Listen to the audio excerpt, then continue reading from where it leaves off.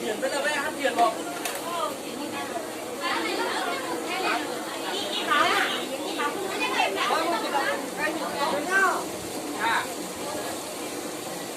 Là mình sẽ có bươn đây là mảng hả?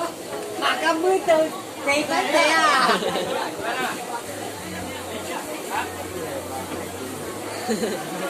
Mình có thể có 10 đồng không?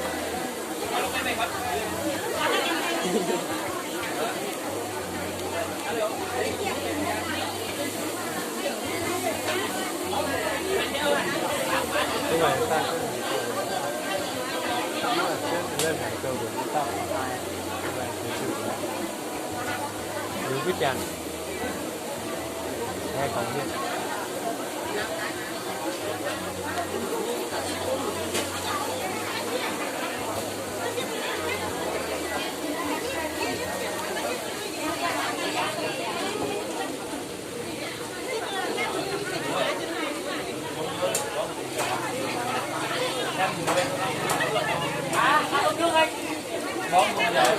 Tụt sau nghỉ nữa hả? Sẽ tí quyền.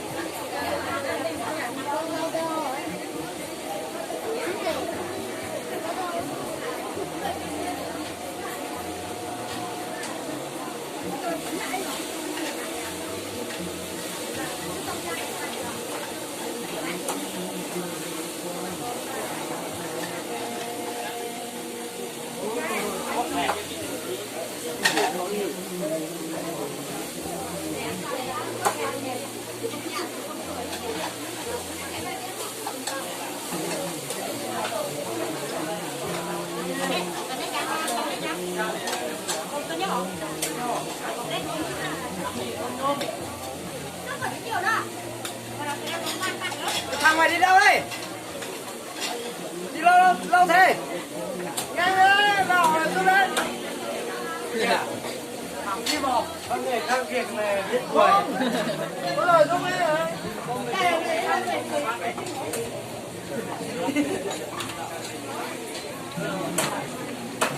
Thằng ơi, à, thì sáng lên đây này, có lên đấy không? Được nha bà, cho bạn này cho bà. Để nó như này thì chết luôn. Ơi, bà, đây đây này, đây đây. Lên luôn, lên luôn.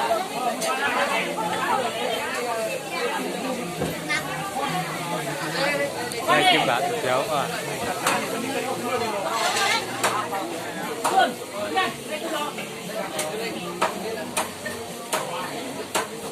chưa nếu bền kia quay bản chéo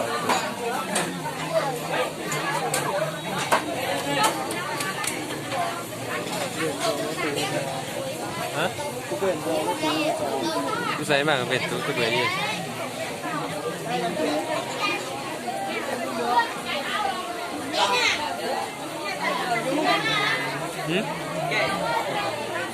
Cọc chủ. Hả? La liễu.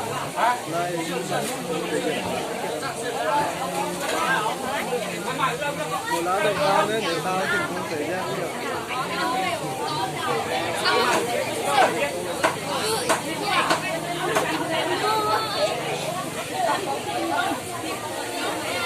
Rôm của anh họ đứa tụt thịt chứ ngủ ở ngân hàng.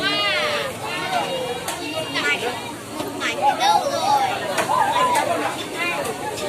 Đang nấu ăn mà.